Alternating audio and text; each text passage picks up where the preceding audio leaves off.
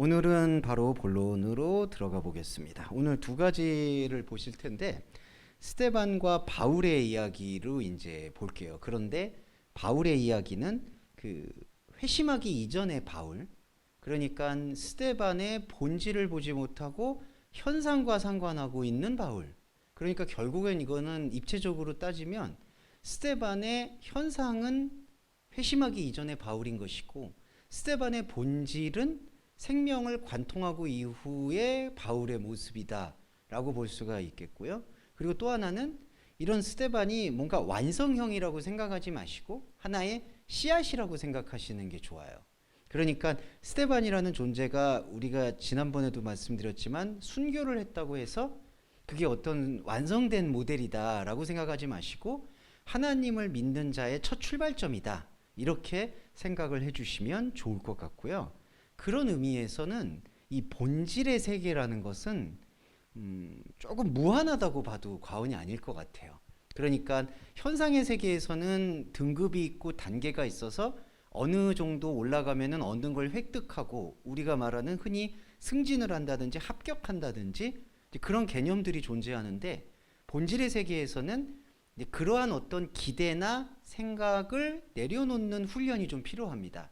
그러니까 본질의 세계는 하나님의 사랑이고 사랑은 무한하기 때문에 그 무한함을 우리가 뭐 많이 한다, 적게 한다 이런 논리로 접근을 할 수는 없는 부분이다. 그러니까 성경을 우리가 말씀을 볼 때에도 많다, 적다, 크다, 적다로 나눌 수가 없듯이 본질의 세계도 무한하다. 그런데 우리가 조금 오해하게 되는 게 그 무한하기 때문에 사람이 갖고 있는 본성이 자기한테 주어지는 어떤 성취감이 없을 수 있다고 생각을 해서 잘 안 보려고 해요. 이게 약간 모순적인 건데, 무한하니까 그냥 마음대로 꺼냈을 수 있는 어떤 보석 같고 보물 같은 거겠지, 뭐 수표로 말하면 백지수표 같은 거겠지라고 생각을 하는데, 그런 게 아니라 무한한 세계일수록 우리가 천국은 침노한다라고 하듯이 더 깊게 알아가려고 하는 그 의지가 필요하다는 거죠. 그러니까 바울이 저는 이 신약의 가장 중요한 사도가 될 수 있었던 근거는 본질이 무한함을 알면서도 그거를 잃어버리지 않고 계속 연구하고 상고했다는 게 중요한 것 같아요. 그래서 결론적이지만 다시 말씀드리면 스데반의 이 모습은 영적인 씨앗이고 출발점이다. 그 출발점을 마음에 품고 우리가 현상의 세계를 말씀으로 가지치기 하고 본질의 세계를 무한히 확장해 나가는 오페일레마, 그 의무가 그리스도인이 갖고 있는 사랑의 빛이다, 이렇게 생각해 주시면 좋겠습니다. 로마서에서 바울이 밝힌 피차 사랑의 빛 외에는 아무 빛도 지지 말아라 라고 하는 말씀을 기억해 주시면 좋을 것 같다는 거 서두에 좀 말씀을 드렸고요. 오늘은 약간 순서가 지난 시간에는 사도행전 7장에 스데반으로 눈으로 본 이제 구약 성경, 그거를 좀 말씀을 드렸고요. 오늘은 요 6장과 8장 전반부 이야기를 같이 말씀을 드릴게요. 이제 스데반이 등장하는 부분이기도 하고 또 하나 말씀 전무하는 일, 뭐 이런 것들에 대해서 조금 설명을 드릴까 합니다. 좀 풀이를 좀 드릴게요. 6장 1절을 이렇게 시작을 합니다. 그때 제자가 더 많아졌다. 근데 여기에 뉘앙스는 긍정적 의미만 있는 게 아니라는 걸 우리가 좀 염두에 두셔야 돼요. 여기서 제자가 더 증가했다라는 거는 이렇게 저는 부정적인 의미로 조금 출발해서 말씀을 드리면 제자이고자 하는 사람들이 많아진 거라고 봐야 돼요. 제자이고자 하는 사람은 제자가 솔직히 아니에요. 제자라는 거는 내가 제자입니다 라고 얘기할 이유가 없는 사람들을 제자라고 할 수 있어요. 왜냐하면 우리가 제자라고 생각하면은 딱 자격으로 뭔가 생각을 하잖아요. 배우는 사람, 스승님을 뒀다. 그런데 예수님은 오히려 반대로 그 제자를 파송할 때 이런 말씀을 하세요. 두 벌 옷이나 전대나 아무것도 가지고 가지 말아라. 그것이 뭐 하나님 믿고 선교 나아가면 하나님이 채워주신다라는 그러한, 죄송한데 그런 사람의 기대를 갖고 말씀을 해석하시는 경우가 있는데, 그게 아니고 제자로서의 자격이나 생각을 아예 하지 말라는 뜻이 거기에 담겨 있어요. 두 벌 옷이나 전대를 가져가지 말라는 거는 너가 제자임내 하지 말아라. 그러니까 제자라는 게 뭐 배우고 하고 누구한테 가르치고 이런 것이 아니다라는 것이 예수님의 생각이었는데, 여기 사도행전에서의 뉘앙스는 제자가 되고 싶어 하는 사람들이 많아지는 거예요. 이게 참 당시에는 유대교적 습관이고요. 오늘날에도 이 종교의 습관은 캐톨릭이 되었든 개신교가 되었든 사실 그대로 좀 수혈받았다라고 생각이 드는 게, 제자 입내라는 게 어떤 거냐면은 뭐 내가 뭐 감투 썼네 뭐 이런 것만이 아니라, 그런 것도 제자 입내하는 마음이겠지만 또 하나는 섬겨야 된다라는 마음도 안타깝지만 제자 입내하는 생각 속에 담겨 있다고 봐야 돼요. 그러니까 되게 좋은 마인드인데, 그러니까 하나님을 믿고 믿는 사람으로서 살아가고자 하면은 섬기는 마음을 가져야 된다라고 생각을 하는데, 물론 섬겨야 되는 게 있겠죠. 저희가 공동체를 꾸려가는 데 있어서는 지금도 이제 좀 저희가 하나님의 말씀의 협의상 몇몇 분들에게 여러 가지 사무를 좀 부탁드리잖아요. 그런 건 존재를 해야 되는 게 맞는데, 더 깊이 들어가 보면은 그게 하나님을 믿는 사람이니까 이런 일을 해야 된다라는 게 어떤 말씀의 명령처럼 다가오면은 그게 율법이 된다라는 것을 우리는 항상 잊지 말아야 되는 것 같아요. 그래서 여기서도 제자가 더 많아졌다라는 얘기는 제자이고 싶어 하는 사람들이 많아지고 있다. 그러니까 좋은 뜻인 것처럼 보이지만 하나님이 볼 때에는 함정이 있다.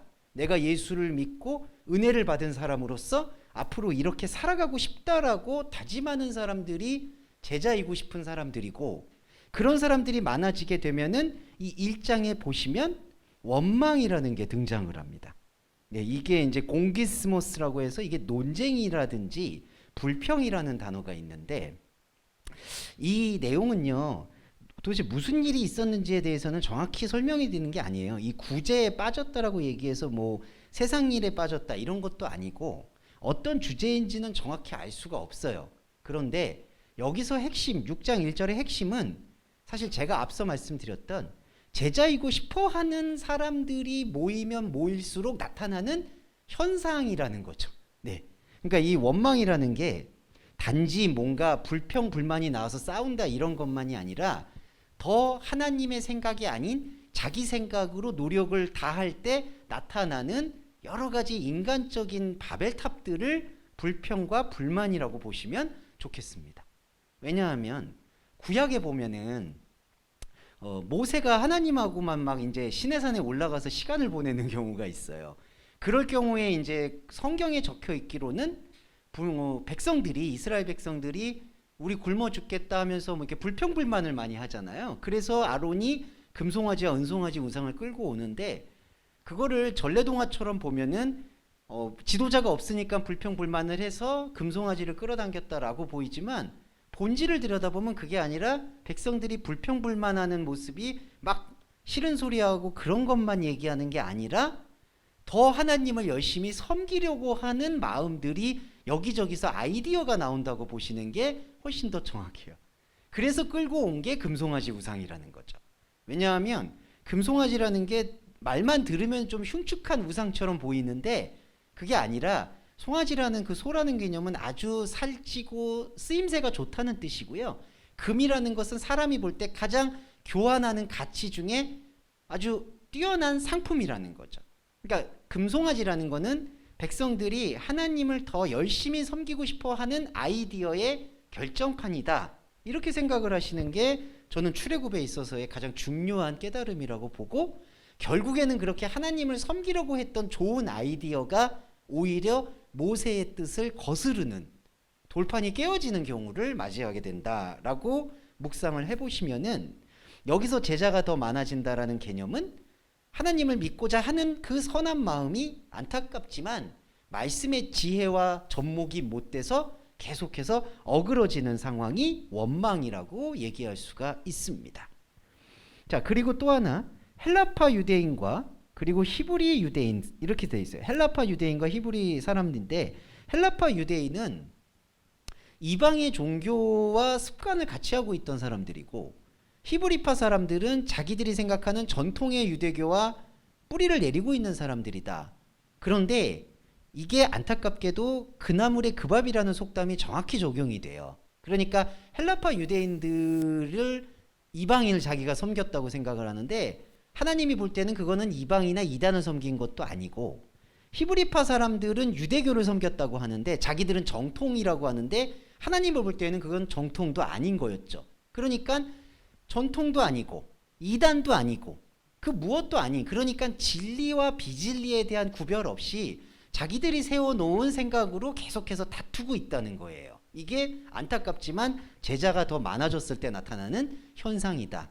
그래서 6장 1절을 정리해 보면 제자를 오히려 털어내는 훈련이 우리가 얘기하는 그 제자 훈련의 본질이다라고 생각하시면 좋겠습니다. 이걸 참고하실 수 있는 거는 사복음서에서 예수님이 12제자 파송할 때 그 말씀들을 묵상해 보시면 정확히 접목이 된다고 보고 있어요. 자, 그래서 1절은 6장 1절은 바로 원망이라는 게 지금 들어왔고, 그래서 이제 2절에서 12사도가 제자를 불러서 말을 합니다. 근데 여기서 12사도와 제자가 모두 동일한 존재라는 것은 항상 이제 묵상하실 필요가 있습니다. 그러니까 제자 따로 있고 12사도가 아니다라는 거죠. 사실 그렇기 때문에 1절에 원망하던 사람들 안에도 다 사도도 포함이 되어 있다라는 거를 우리가 간과해서는 안 될 것 같고, 2절에 12사도가 불러 이르되, 우리가 하나님의 말씀을 제쳐놓고라고 번역됐는데 이게 이제 카탈레이 판테스라서 남기고 가다, 그 다음에 그냥 버려두고 출발하다, 이런 뜻이 있습니다. 그러니까 12사도의 지금 말씀의 자각이 뭐냐 하면 아까 제가 말씀드렸던 제자이고 싶어 하는 습관이 진짜 말씀을 남겨버리고 그냥 가버리는, 그러니까 우리가, 저도 이제 건망증이 심한 편이라 집에 나올 때 꼭 휴대폰을 두고 나오는데 이런 거죠. 휴대폰을 갖고 나와야 되는데 휴대폰을 두고 그냥 차 타고 어디까지 다 나왔어. 근데 이제 돌이킬 수가 없는, 지금 이게 바로 말씀을 제쳐놓고가 그런 움직임이라고 보시면 될 것 같아요. 그러니까 말씀 안에 계속해서 잠기는 게 인간이 말하는 하나님이 말씀하시는 세례인데 그 세례를 잃어버리고 말씀을 제쳐놓는 상황이 바로 12사도가 깨달았던 상황이다. 이렇게 생각을 하시면 좋겠습니다. 자, 그리고 여기 보시면 공궤를 일삼는 것이 마땅하지 않는다라는 요 공궤, 그 아까 김경희 성도님 읽어주신 건 접대라고도 번역이 되기도 해요. 그런데 요 단어도 좀 풀어볼게요. 디아코네인, 그 다음에 프로페자이스, 이게 식탁의 봉사라는 뜻인데요. 공궤라는 뜻이. 근데 이 식탁이라는 뜻이 안타깝지만 단지 그냥 밥 먹는 식탁만을 얘기하는 게 아니라 이게 밥그릇, 그러니까 속되게 얘기하면은 그거를 기득권이라고 표현을 할 수 있습니다. 그러니까 식탁 봉사라고 했을 때 이 식탁이 단지 밥을 먹는 그 그릇만, 어떤 식탁만 상징하는 게 아니라 약간 경제권, 종교권, 그 다음에 기득권, 이거를 뜻하고 있다고 봐야 돼요. 그래서 식탁을 위하여 봉사하는 것은 맞지 않는다라고 깨달은 거예요. 자, 그러면 이게 어떻게 되냐면 이 식탁 봉사라는 게 기득권이라는 건데, 이것도 그냥 단순히 교회가 사람이 많아지고 돈이 많아지니까 욕심 부리는 사람이 많아졌다는 거는 아주 저급한 상상이고요. 여기서는 다 선한 마음을 가지고 자기가 봉사하겠다라는 좋은 마음이 있지만 그 좋은 마음조차 말씀이라는 본질을 잃어버리면 모두 기득권이 될 수밖에 없다라는 안타까움을 설명하는 거예요. 그러니까 이게 자칫 잘못하면은 하나님의 말씀을 받은 우리 그리스도인으로서 어떤 사역자분들은 사역자로 전무하게 하고 일을 감당하게 하고, 어떤 행정을 보는 분들은 행정을 보게 하는 그런 역할 분담을 하자라고 읽는 경우가 많은데, 지금 그 얘기를 하는 게 아니라 하나님을 섬기려는 마음이 오히려 율법으로 둔갑해서 하나님의 말씀의 본질을 가로막고 있는 현상을 진단하고 있는 게 바로 공궤를 일삼는 것, 이것은 말씀이 아니다라고 단정을 짓는 거예요. 자, 그래서 보시면 3절에 형제들아 너희 가운데 성령과 지혜가 충만하여 칭찬 듣는 사람이라고 번역됐는데 사실은 칭찬이라고 되는 게 아니라 여긴 증명이라고, 증거. 제가 그래서 유인물에, 죄송합니다, 이게 6장 3절인데 6장 2절로 적었습니다. 성령의 충만과 지혜, 증언할 수 있는 우리 안에 남자들이라고 제가 표현을 했는데 한글 번역에서는 성령과 지혜가 충만하며 칭찬 듣는 사람이라고 했는데 칭찬이 아니라 증명, 증거라고 볼 수 있어요. 마르티로메노스. 이게 뭐냐 하면은 일곱을 증명한다라는 뜻이 있습니다. 그러니까 여기서는 일곱 명이라는 걸로 조금 집중하는 경향이 있죠. 그래서 5절에 보시면 사람들이 이렇게 열거가 돼서 아, 7명을 뽑았구나라고 생각하는 경우가 있는데 이거는 그게 맥락이 아니라 일곱에 대해서 증언할 수 있는 사람. 그러면 이제 일곱이라는 7이라는 게 영적 숫자의 개념으로 환원이 되는 거죠. 7의 숫자가 갖고 있는 것은 바로 하나님의 안식을 말합니다. 자, 하나님의 안식은 하나님의 일하심이에요. 그러니까 이게 같이 붙어 있어요.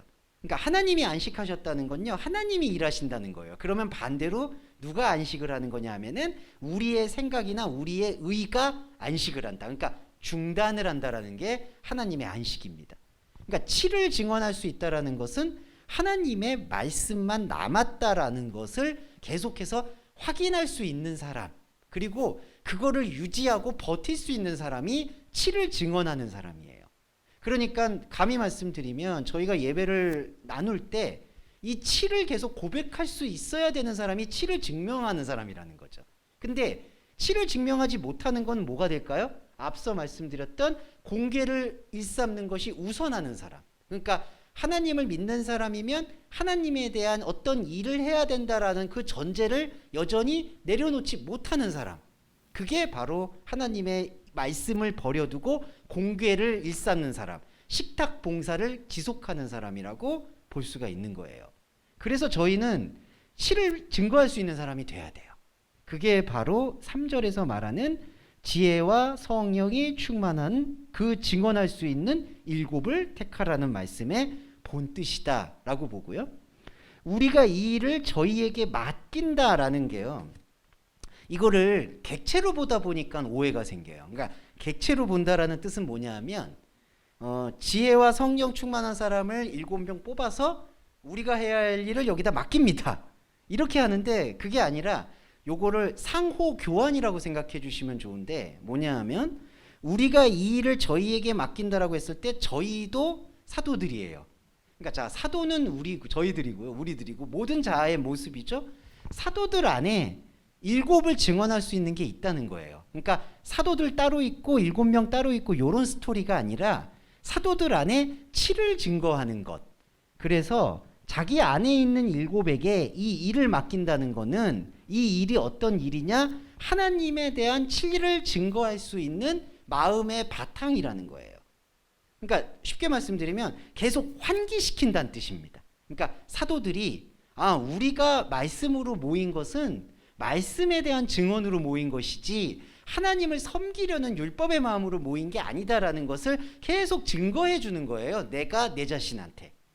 그렇죠. 그러니까 저와 여러분도 사도의 입장으로 사도로서, 근데 만약에 사도의 입장이라 그러면 또 이게 들어오죠. 제자 임내하는 게. 그리고 제자로서 살아야 되는 거. 그리스도인답게 어떻게 살아야 되는 거. 이게 시시각각 들어오고 말씀이 풀이가 안 되면 그런 것들이 늘 허다하게 우리를 찔러요. 그럴 때마다 7을 증언할 수 있어야 되는 거예요. 우리 자신한테. 그게 요 스토리예요. 3절에. 그거를 조금 더 입장을 가져야 돼요. 그리고 4절이 결정적인 건데 우리는 기도하는 것과 말씀 전하는 것을 제 번역 성경에서는 이렇게 전무하리라라고 번역이 되어 있습니다. 그래서 이거를 풀이를 해보면은 뭐 전념할 거다, 전담한다. 그래서 이 스토리를 가만히 들어보시면은 사도들이 밉죠. 이게 무슨 뜻이냐면은 이거를 객체로 보면은 죄송한데 이거는 좀 나쁘게 말씀드릴게요. 당신들이 굳은 일을 해라. 우리는 말씀만 연구하겠다. 이런 이기적인 발상이 도대체 어디 있겠습니까? 이기적인 거죠. 아니 당시에 여기가 살림살이가 팍팍하고 맞지도 않고 근데 무슨 조선시대 선비님처럼 자기는 안에 들어가서 글을 쓸 테니 당신은 떡을 서세요. 이런 거밖에 더 되겠어요? 근데 실제로 좀 그렇게 합리화를 하고 있죠. 근데 그게 아니라 여기서 전무한다라는 요 단어는 그 프로카르테로의 합성어로 알고 있어요. 그러면 이게 무슨 뜻이냐? 우리는 기도와 말씀의 섬김을 변함없이 지속시킬 것이다라는 다짐이라는 거죠. 그러니까 이게 잘 보시면 당신들은 이 일을 맡아 우리는 이것만 할 거야가 아니라 자기 자신한테 7 증언을 계속해서 하는 이 일을, 이게 영적 예배죠. 이 영적 예배를 변함없이 우리는 지속할 거다라는 자짐인 거예요. 그러니까 이 6장 1절에서 4절까지의 내용을 보시면 사도들과 제자들이 다 간단히 얘기해서 다 같이 모여서 우리가 제자 입내하는 옛날의 유대교 습관을 반복하지 말자. 우리는 변함없이 하나님의 안식을 증언하는 영적 공동체로 그냥 그 예배를 변함없이 지속하자라는 독려와 격려라는 것이죠. 그러니까 이게 잘못 듣게 되면 당신들이 꾸준일 행정 같은 거, 과부의 구제 이런 것들은 맡아주세요. 우리는 말씀에 전무할게요라는 그 특별한 권위의식을 오히려 강화하는 말씀으로 읽게 된다는 거예요. 그래서 아시겠지만은 이 말씀을 통해서 사실은 목사님들이나 아니면 종교에서 뭔가 섬기시는 분들의 뭔가 당연한 어떤 그 위치 이렇게 생각하는 경우가 있죠. 근데 저는 그거를 폄하하는 게 아니라요. 그 교회가 제도가 커지고 조직이 커지면 신방도 다니셔야 되고 돌보셔야 되고 이건 전혀 비난이 아니라 그런 일들을 전무하시려면 그러니까 전임을 하시려면 그런 분들에게 교회의 회비를 모아서 전달해 드리는 거는 전 합리적이라고 생각을 해요. 그런 것들은. 그런데 제일 중요한 건요. 그거는 말씀의 합리성이 아니라는 거예요. 그냥 말씀을 보고 있는 공동체가 그게 여건상 편의상 필요하니까 목사님이 이 말씀만 증거하시고 가정도 꾸리셔야 되니까 회비를 모아서 사례비를 생활비를 드린다라는 개념인 거지. 이게 말씀에서 당신들은 이거 맡아주세요. 저는 말씀만 전무할게요. 이거를 적용을 해가지고 가르치고 성도님들이 그거를 수용하게 되면은 그게 일곱의 증언이 아니라는 게 중요한 거예요. 예. 그러니까 제가 뭐 11조가 필요 없다, 헌금이 필요 없다, 사례비가 필요 없다 이런 개념을 말씀드리는 거는 그 차원이 다른 얘기고 우리가 말씀을 제대로 알고 그 다음에 상황을 봐야 된다는 거죠. 네, 이게 가장 중요한 포인트입니다. 그래서 정리해 보면요, 우리는 기도하는 것과 말씀 전하는 것을 전무한다라는 이 얘기는 사도들이만 해당된 얘기가 아니라 왜냐하면 사도는 만인제사장처럼 모든 우리이기 때문에 우리는 계속해서 어떤 현상적이나 삶에서 일들이 일어나도 이 일곱의 말씀을 계속해서 붙잡고 가겠다라는 영적 다짐이라는 거예요. 이 영적 다짐이 이 6장 5절에 믿음과 성령이 충만한 사람을 잉태했다라고 보는 것이에요. 그런데 6장 5절에 이게 성령과 믿음이 충만한 사람을 잉태했는데 이게 이제 7명으로 언급이 되지만 이 7명의 언급에서 사실 주목하셔야 되는 거는 스데반과 빌립이죠. 그래서 여기도 문장 자체가 스데반 그리고 빌립을 앞세웠어요. 자, 이 뜻은 뭐냐? 우리가 이해하고자 하는 7을 증언할 수 있는 대표적인 말씀을 증언한 사람이 바로 스데반과 빌립이다라고 누가가 본 거고, 그래서 보시면은 누가가 요 스데반의 이야기를 7장에 둔 거고 8장에 보시면 8장 후반부에 빌립과 사마리아 전도, 빌립과 에디오피아 내시 이야기가 등장을 하죠.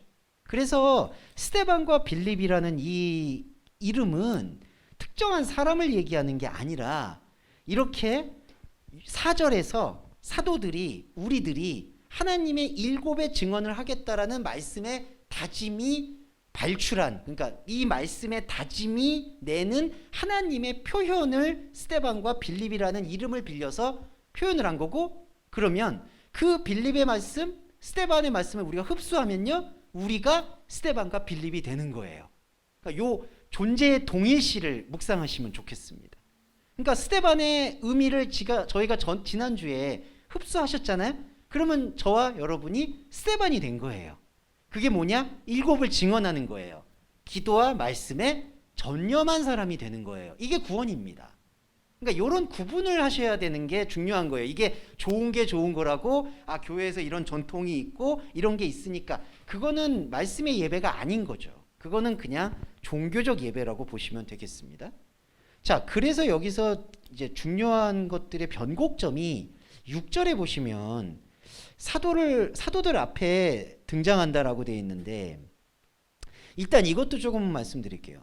그 에스테산, 엠피온, 톤, 아폴로스톨론인데 사도들 앞에 세워졌다라는 개념인데, 요거를 잘 묵상을 하시면 엔피온이라는 요 전치사를 제가 묵상을 좀 해보면은 사도들 안에 그들이 세워졌다라는 뜻이 있어요. 사도들 안에.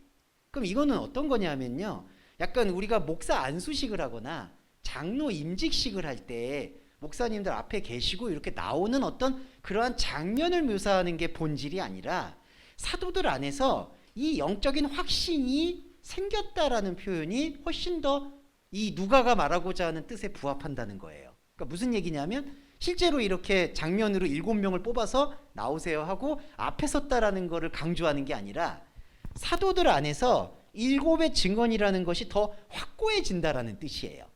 그러니까 저와 여러분도 이 시간에서 이 말씀에 전무한다라는 뜻을 인식하시면 확고히 세워진다라는 거예요, 이게. 그러면 확고히 세워지고 난 다음엔 어떤 행위가 등장하냐면 사도들이 기도하고 그들에게 안수합니다. 근데 요 안수에 대한 말씀을 조금 볼게요. 제가 유인물에는 활동을 내려놓는다, 현상 죽음의 깨달음을 허락하다라는 걸로 말씀을 드렸는데 이 측면에서 말씀을 좀 올리면 손이라는 건 뭐냐면요, 자기의 활동을 뜻합니다.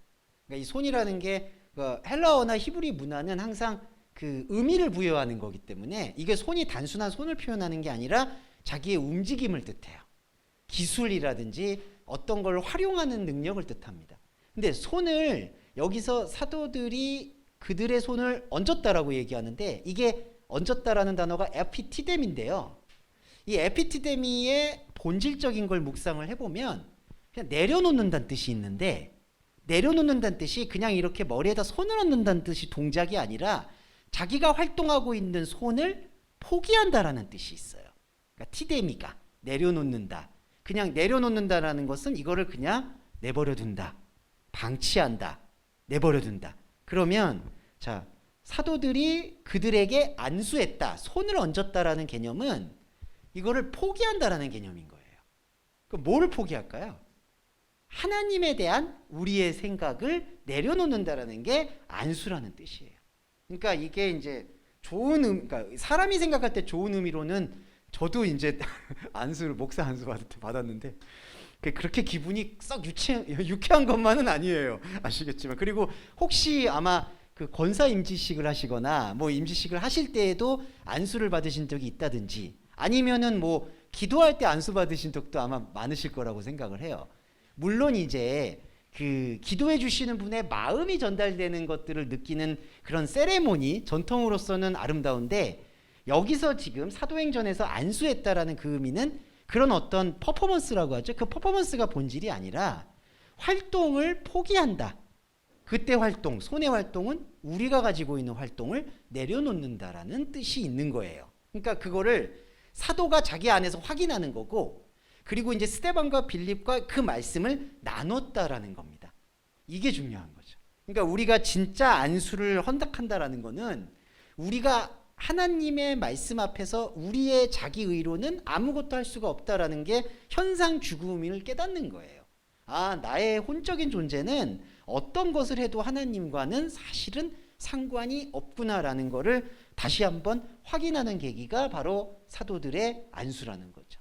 그러니까 우리가 이 안수를 받아야 되는 거죠. 다른 안수는 저는 나쁘게 표현이 아니라 다른 안수라고 하는 퍼포먼스는 마음의 어떤 위로 아니면 결단, 우리가 무슨 대통령 즉위식을 하거나 경찰대 뭐 이렇게 임관식 할 때도 뭐 이렇게 견장에다 손을 얹어준다든지 머리를 쓰다듬어 준다든지 이런 거 있잖아요. 그럴 때 뭔가 힘이 샘솟잖아요.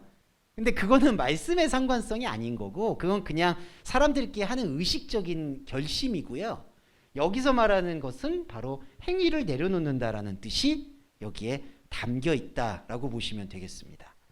자, 그런데 8절에요. 스데반이 은혜와 권능이 충만하여 큰 기사와 표적을 민간에 행한다라고 되어 있는데 자, 이게 조금씩 이제 변형이 생겨요. 그러니까 어떤 변형이냐 하면은 볼게요. 6장 3절에서는요. 성령과 지혜의 충만함이라고 번역이 돼요. 6장 3절은 처음에 볼게요. 그러면 이게 이런 순서예요. 이 카이 접속사를 쓸 때 이 순서가 있는데 성령 그리고 성령의 충만함으로 지혜를 보는 그러니까 이게 순서가 이렇게 되죠. A and B인데 6장 3절에 성령과 지혜가 충만하다는 걸 풀어서 말씀드리면 성령의 충만으로 지혜를 다룬다라는 뜻입니다. 성령의 충만으로 지혜를 다룬다. 자, 그 다음에 순서가 어떻게 되냐면요. 5절에 믿음과 성령이 충만하다. 자, 요게 다 기록자의 어떤 세심한 기법인데 묵상을 해볼게요. 처음에는 성령의 충만함으로 지혜를 회복한다. 그 다음엔요, 그 지혜가 믿음으로 변해요. 6장 5절에 믿음으로 성령을 불러들인다. 자, 6장 5절은 이거죠. 믿음과 성령이 충만한. 그러니까 아까 처음에 성령을 우리가 묵상을 해요. 말씀을. 그러면은 그 말씀으로 풀어진 지혜가 들어와요. 그러니까 그냥 인간의 지혜가 아니라 하나님의 언어를 이해할 수 있는 지혜. 그러니까 우리가 성경을 읽을 때도 바로 그거죠. 성경을 읽을 때 이건 처음에 하나님의 말이 아니라 인간의 말인데, 인간의 말을 하나님에게 위탁하는 그리스도와 함께 묵상을 하게 되면 그게 성령의 충만이고, 그 성령의 충만을 통해서 하나님 말씀이 다시 보이는 게 성령의 충만을 통한 지혜예요.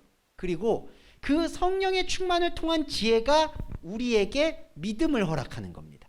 이때 믿음은 우리의 어떤 신념의 믿음이 아니라 하나님이 주신 믿음. 네.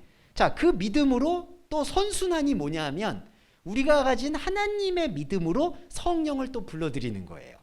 그러니까 이런 순서예요. 처음에 저희는 혼적인 자아로 출발을 하는데, 혼적인 자아 안에서 하나님의 말씀이 들어와요. 말씀이 육신이 되신 분이. 그래서 우리 혼적인 자아를 깨고 영적인 틈을 보여주세요. 그게 지혜예요. 그래서 그 지혜의 눈을 갖고 보니까 내 안에 내가 믿고자 하는 믿음이 아니라 하나님의 믿음이 발견되기 시작해요. 그러면 더 좋은 순환이 그 하나님의 믿음을 본 하나님이 좋았구나, 성령을 또 부어주시는 거예요. 그래서 성령의 충만이 지혜를, 지혜가 믿음을, 그 믿음이 다시 성령을 불어넣어요. 그런데 어디서 막히냐 하면은 8절에 은혜와 권능이라고 되어 있는데, 여기 8절에 보시면, 근데 이게 지금 은혜와 권능으로 번역이 됐지만 8절의 원문은 플레레스 피스티오스 카이 디나메오스예요. 피스티오스가 믿음이에요. 자, 아까 믿음으로 성령을 불러넣잖아요. 그런데 여기 보시면은 큰 기사와 표적이라는 것은 현상적인 행위거든요. 그 현상적인 행위가 어떻게 나타났냐면은 믿음이 성령을 불어넣어줬는데 믿음을 디나메오스, 능력으로 본 거예요. 그러니까 이게 무슨 다른 거냐? 그러니까 성령의 역사라는 것은 우리 안에 하나님의 본질의 무한한 걸 드러내는 거거든요. 일곱을 증언하게 해주는 거잖아요. 그런데 8절에 스데반을 바라보고 있는 사람들이 보게 되는 것은 그 성령의 활동이 아니라 능력의 활동이라는 거죠. 그럼 이럴 때는요, 성령이 아니라 능력이 우선되는 거예요. 예. 그럼 능력으로서 큰 기사와 표적인데, 이런 게 되게 중요한 게, 자, 예수님이 38년 된 병자를 고치셨잖아요. 그러면 우리가 봐야 되는 거는 38년 된 병자를 고치셨을 때 그 병자를 고쳤다라는 표적과 기사가 아니라 그 38년 된 병자의 내면에 담겨 있는 영을 살렸다라는 것을 볼 수 있는 게 믿음을 통해서 성령을 불러들이는 예배거든요. 근데 믿음을 통해서 성령이 아니라 능력을 불러들이는 예배는 38년 된 병자가 하나님의 능력으로 일어났다는 거에 집중을 한다는 거죠. 그러니까 예수님이 하나님의 능력으로 무리를 걸었다라는 것, 예수님이 하나님의 능력으로 5,000명을 먹이셨다. 근데 그거는 성령의 활동을 불러들이는 게 아니라 사람이 생각하는 능력, 이거는 잘못하면 금송아지가 되는 거예요. 그래서 지금 스데반에게 모여드는 사람들이 민간회의라고 표현하는 게 안타깝지만 이게 충돌이에요. 무슨 충돌이냐면은 이게 나쁘다 좋다의 문제가 아니라 실제로 스데반을 통해서도 표적과 기사가 일어났을 겁니다. 저희도 여러분들도 아시겠지만 신앙생활 하면서 현상적으로 하나님의 도움을 받는 부분들이 저는 분명히 있다고 생각하고 앞으로도 있을 거예요. 그거는 변개되는 게 아니라고 봐요. 그런데 우리의 이 영적인 안목이 그 눈에 보이는 축복이나 눈에 보이는 하나님의 배려에 집중하게 되면은 그게 믿음이 성령을 불러들이는 게 아니라 믿음이 능력을 불러들이게 되고, 그 믿음이 능력을 불러들이면 무슨 안 좋은 점이 생기냐면은 9절에 스데반과 더불어 변론을 하게 되는 거예요. 그러니까 이게 나쁜 의미의 변론이라기보단요, 계속 표적과 이 기사를 더 보여주던지 아니면은 너의 표적과 기사는 본질이고 정통이 아니야라는 걸로 계속 싸우게 된다는 거죠. 무슨 말씀이냐면은 6장 10절에 제가 유인물에 여기 대항하지 못하는 상태의 돌이라고 얘기했는데 죄송합니다. 9절 먼저 볼게요. 어떤 자들이 일어나 스데반으로 더불어 변론한다는 게, 자, 변론이라는 게 두 가지가 있어요. 더 큰 표적과 기사를 쫓는 그런 추종하는 게 있고, 변론 중에 하나는, 그러니까 더 큰 기사와 표적을 보여주세요라고 뭐랄까 더 믿음을 갖는 사람들, 첫 번째. 두 번째는 야, 이 사람의 기사와 표적은 하나님이 준 게 아니라 우상이 준 거다. 왜냐하면 우리가 믿는 하나님하고 다르니까. 그래서 그거를 막 적극적으로 거부하는 사람들. 그게 9절에서 말하는 변론의 범위거든요. 그러니까 한 부류는 스데반을 더 쫓아다니는 사람들이고, 한 부류는 스데반이 이단의 괴수다라고 얘기하는 사람들. 자, 회심하기 전에 바울이 요 두 번째, 저 스데반은 하나님으로부터 권위를 위임받은 게 아니다라고 믿는 사람. 그런데 중요한 거는 이 두 부류 모두 하나님의 본질을 얘기하는 스데반의 성령과 상관이 없다라는 거예요. 그러니까 한쪽은 스데반의 표적과 기사를 보고 더 믿으려고 하는 거고, 근데 거기도 성령이 아니라 능력을 보고 믿은 거고, 또 한쪽은 그 능력의 출처가 하나님한테 오지 않았다라고 자기가 믿고 핍박하는 사람들. 근데 두 사람들 모두 다 재료가 뭐냐면 스데반의 표적과 기사라는 거죠. 근데 그 표적과 기사가 뭐였냐면 8절에 말하는 것처럼 믿음과 성령이 아니라 믿음과 능력이라는 거예요. 그러니까 이 구분을 우리가 왜 누가 기록자가 이렇게 그러니까 이렇게 흐름을 뒀는지 정확히 파악을 하시면 이게 갈립니다. 그래서 6장 10절에 스데반이 지혜와 성령으로 말함을 저희가 능히 당치 못하며 라고 돼 있는데, 요것도 좀 번역을 드릴게요. 오늘 6장까지 좀 설명을 드리고 쉬었다가 하는 게 좋을 것 같습니다. 이게 안티스템이라서 이제 안티스테나인데 대항하는, 그러니까 이스키론, 우크 이스키론 안티스테나인데, 이게 풀어보면 무슨 뜻이냐면은 스데반이 진짜 말하고 있는 지혜와 영에 대해서는 사실 대항할 필요성을 못 느꼈다라는 뉘앙스가 담겨 있는 거예요. 그러니까 이게 이렇게 되는 거죠. 이게 그 우리의 문장이나 아니면은 그냥 일반적으로 이해하면은 스데반하고 변론을 했는데 스데반이 성령의 지혜를 받아서 너무 이른바 말빨이 좋아서 대항을 못했다, 이렇게 이해를 하는 경우가 있는데, 그게 아니라 스데반하고 변론할 때 그 변론은 본질의 변론이 아니라 아까 말씀드렸듯이 본질과 상관없는 걸로 추종을 하거나 반대하거나 이거였고, 지금 10절에서 말하는 스데반의 지혜와 영에 대한 말에 대해서는 아예 상관하지 않고 있다는 뜻이에요. 그러니까 스데반의 지혜와 말에 대적을 못했다는 뜻이 아니라, 이 적그리스도도 그거잖아요. 그리스도를 모르는 게 적그리스도잖아요. 아예 이 스데반의 진짜 말에 대해서는 들을 생각을 안 했다라는 게 10절에 저희가 능히 당치 못하여라고 얘기를 할 수가 있는 거예요.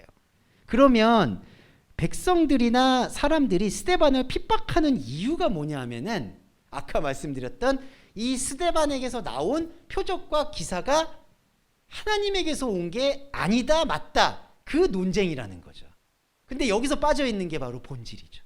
예, 이게 본질인 거예요. 그래서 이 본질이 빠져 있는 상태가 공회, 거짓 증인, 그것까지 다 움직이게 되는 거예요. 그러다 보니까 제가 시작 기도 때 말씀드렸던 15절에 이거예요. 공회 중에 앉은 사람들이 스데반을 주목하여 봤다라고 해요. 주목하여 봤다. 근데 스데반의 얼굴이 천사의 얼굴과 같다라는 건데, 요 기법에 대해서 이것만 설명드리겠습니다. 호세이 프로소폰 앙겔로인데, 천사의 얼굴과 같다는 게 우리가 이제 그 문장을 이해하면 좀 그런 것 같잖아요. 막 스데반에 대한 환상을 깨서 죄송한데, 스데반이 막 천사의 얼굴과 같아, 막 여기서 무슨 아우라가 막 그런 거 있죠. 약간 권사님도 지금 샹들리 아래 계시니까 저희하고 조명빨이 다르잖아요. 그러니까 이게 천사의 얼굴 같다, 너무 평온하다, 뭐 이런 걸로 이해를 해요. 근데 자, 말씀의 전달체의 얼굴을 닮았다는 뜻은 뭐냐면, 이 사람들은 지금 말씀에 대해서 관심이 없잖아요. 그러니까 이 사람들이 스데반을 주목하여 보는 거는 말씀이 아니라 표적과 기사를 보는 주목이거든요.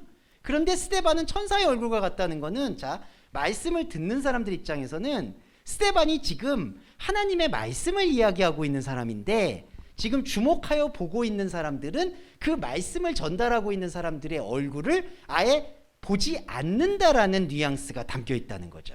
쉽게 말씀드리면 스데반의 얼굴이 천사의 얼굴과 같다라는 얘기는, 이 사람들이 주목하여 보는 스데반은 하나님의 말씀과 상관이 없는 스데반이라는 뜻이 담겨 있는 거예요.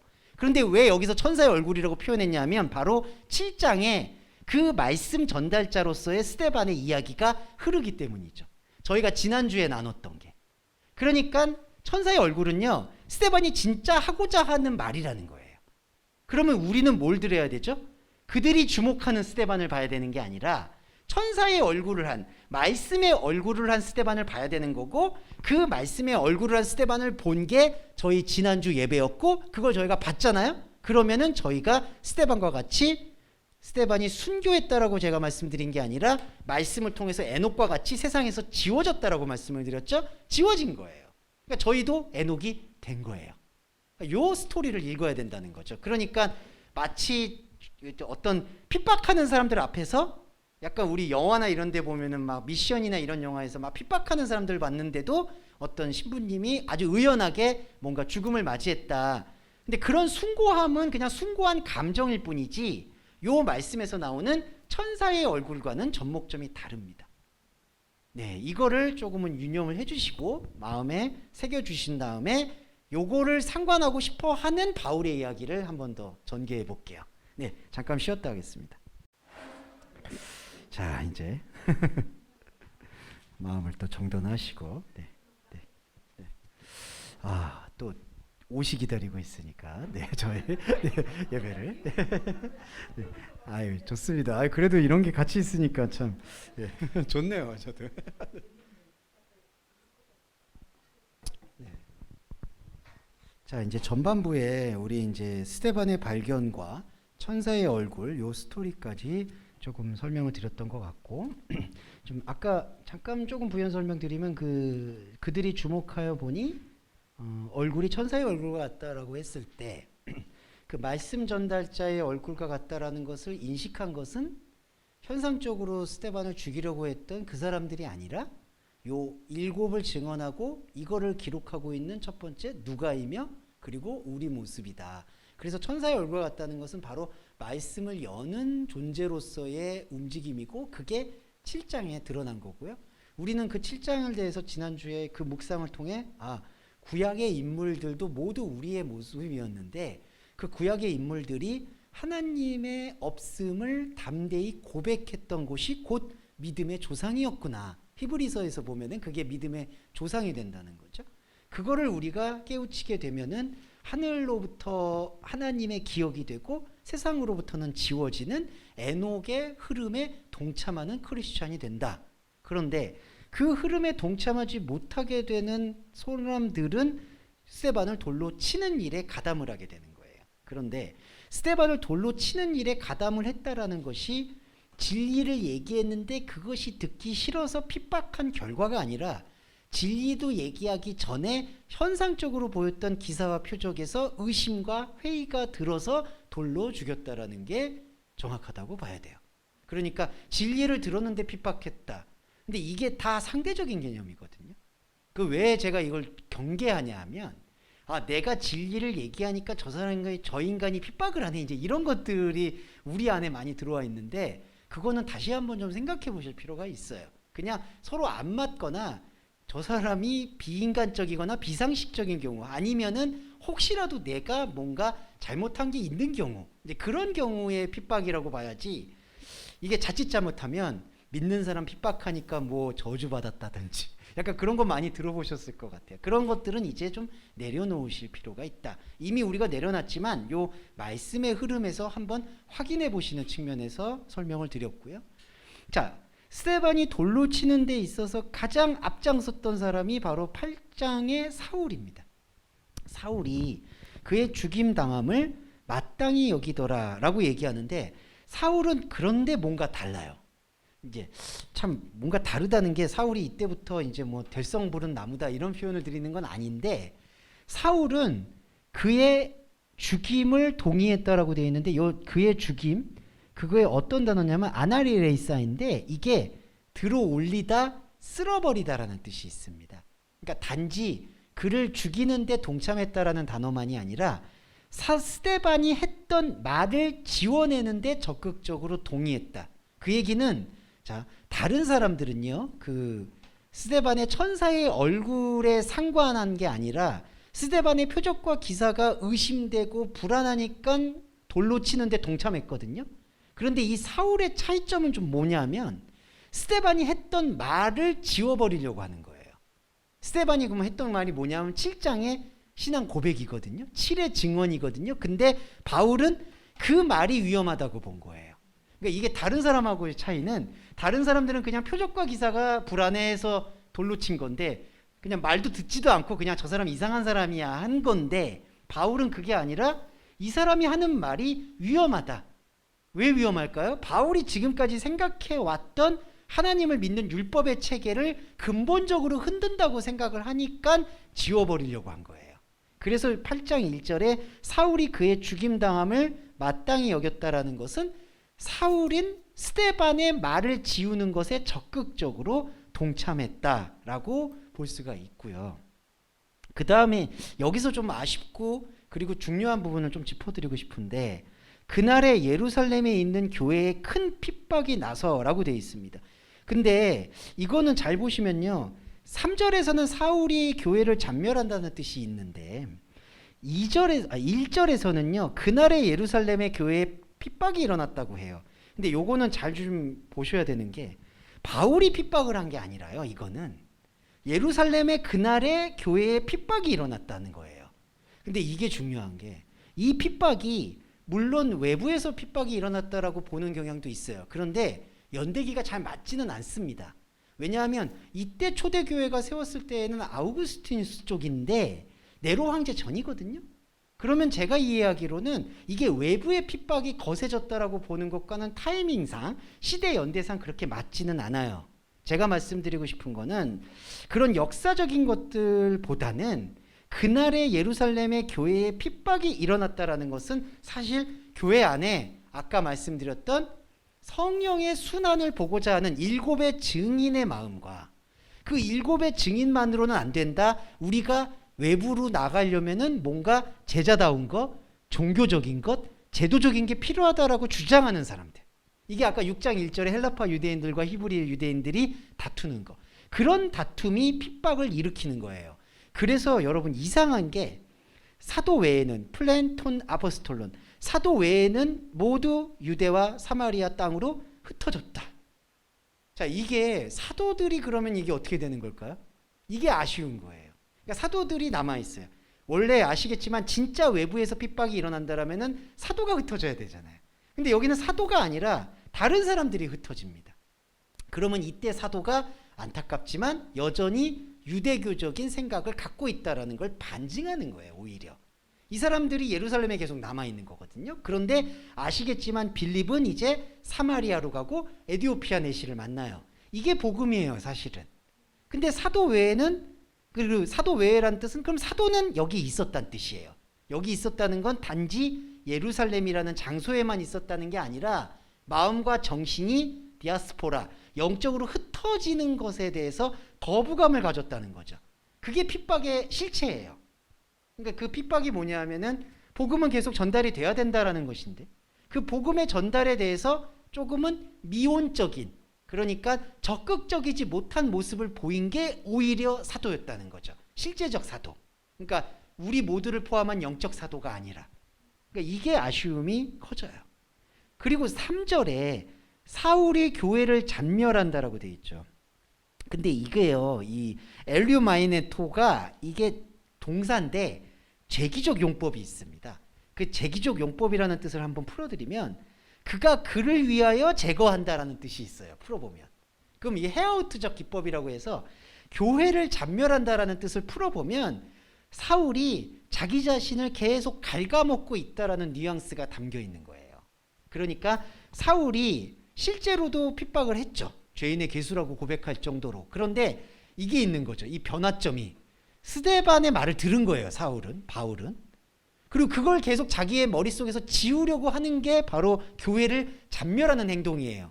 그런데 정말 중요한 건 바울은 그 말을 듣고 그걸 지우려고 하잖아요. 근데 말을 들었다는 거죠. 그러면 지우면 지우려고 할수록 이 교회가 잔멸되면 잔멸될수록 바울 안에 남아있는 복음이 꿈틀거린다는 뜻이에요. 그러니까 바울이 다메섹 도상으로 가는 거예요. 그러니까 여기서 사울이 교회를 잔멸한다는 거는 교회를 핍박한다라는 외부적인 게 우선이 아니라 바울이 계속해서 스데반의 그 말을 지우려고 했다는 거죠. 근데 안 지워져요. 이게 저와 여러분의 생명 고백에도 그대로 들어오는 거예요. 저희도 이게 협박하려는 말씀이 전혀 아니라 이 본질의 말씀에 들어오면은 이게 지워진다고 지워지는 문제가 아닌 거예요. 이걸 기쁨으로 여겨주시면 감사하겠어요. 그냥 내가 혹시 이렇게 들으셨다가 뭐 기억이 안 나신다라고 해서 조금 속상해하시는 분들도 있는데 전혀 속상하실 게 없어요. 이거는 지워지는 게 아니라 계속 남는 거예요. 결국 사울도 그게 바울로 간 거예요. 그래서 교회를 잔멸했다라는 얘기는 옥에 넘겼다라는 얘기도 이게 감옥에 넘겼다라는 게 아니라 자기의 마음에 덫에 계속해서 던지고 있다. 결국 이게 쌓이고 쌓이니까 회심이 되는 거예요. 참 그래서 우리가 혹시 이 시간적으로 만약에 지금 이 시간 본질의 말씀을 잘 이해하지 못하는 외부적인 분들이 계시거나 그런 분들이 계시다 해도 그거를 우리가 너무 조급해하거나 할 것은 없는 게 다 하나님이 볼 때에는 이 시간차가 크게 의미가 없기 때문에 우리는 우리에게 주어져 있는 생명의 고백에 집중할 필요가 있다는 것.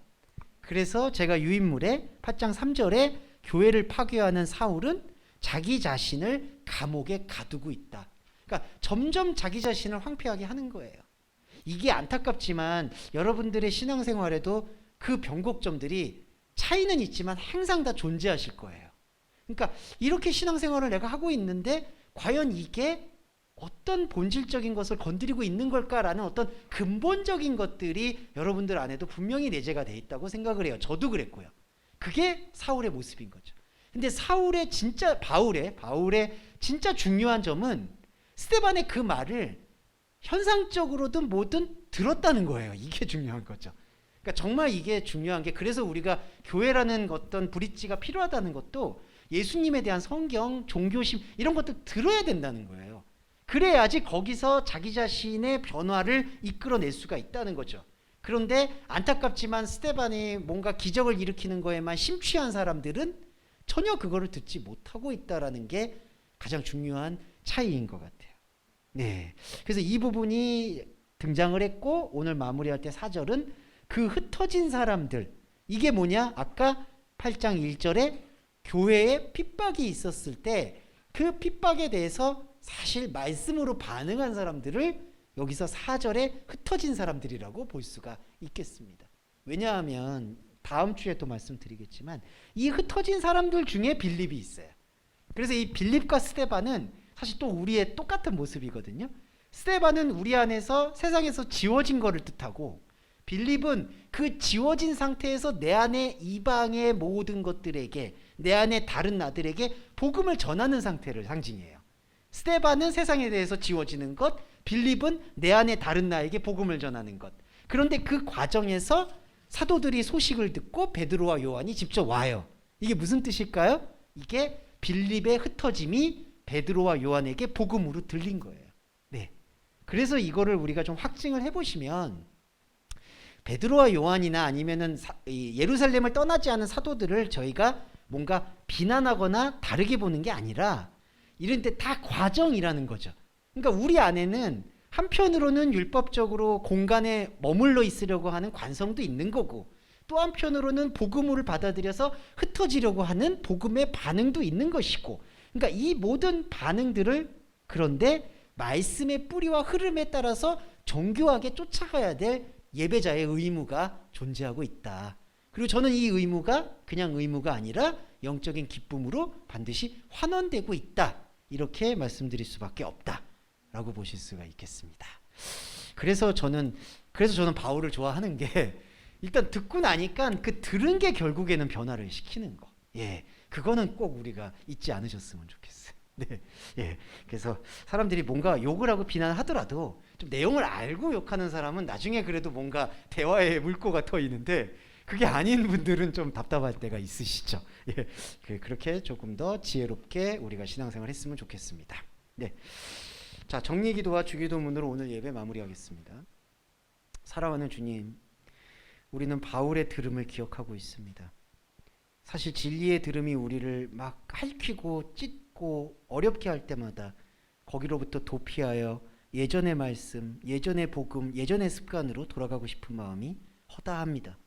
하지만 주님, 우리의 충동과 우리의 유혹과 상관없이 우리 안에 있는 영적인 체계는 이제 흐르기 시작하고 있고 성령을 역사함을 허락하고 있습니다. 말씀은 언약이니 그 언약은 변개할 수 없는 것임을 저희도 고백합니다. 거룩하신 주님, 구하옵기는 이 언약이 우리 안에서 훼손되지 않을 수 있도록 우리의 혼적인 생활을 배려해 주시고 다스려 주시기를 소원합니다. 경제적으로나 그리고 관계적으로나 그리고 건강과 신체에 있어서 여러 가지 어려움들을 겪을 때마다 우리 인간은 연약한지라 하나님의 말씀 보는 동기부여가 되지 않습니다. 이것이 솔직한 우리의 모습입니다. 우리의 솔직한 모습을 헤아리셔서 우리 동서말씀교회 지체 여러분들이 여러 문제에 있어서 그런 문제들을 빨리 벗어날 수 있도록 허락해 주시고, 만약에 빨리 벗어날 수 없다면 그 마음을 바꿔서 그러한 문제들이 우리 자신을 훼손할 수 없다라는 말씀의 뿌리 내림에 더 집중할 수 있도록 배려해 주시기를 소원합니다. 그러함으로써 오직 말씀과 같이 스데반의 천사의 얼굴을 닮아갈 수 있는 우리 동서말씀교회 지체 여러분 되시기를 간절히 소원하며 우리 주 예수 그리스도의 이름으로 기도드립니다. 아멘. 주기도문 하겠습니다. 하늘에 계신 우리의 아버지여, 이름이 거룩히 여김을 받으시오며 나라에 임하옵시며 뜻이 하늘에서 이룬 것 같이 땅에서도 이루어지이다. 오늘날 우리에게 일용할 양식을 주옵시고 우리가 우리에게 죄 지은 자를 사하여 준 것 같이 우리의 죄를 사하여 주옵시고 우리를 시험에 들게 하지 마옵시며 다만 악에서 구하옵소서. 대개 나라와 권세와 영광이 아버지께 영원히 있사옵나이다. 아멘.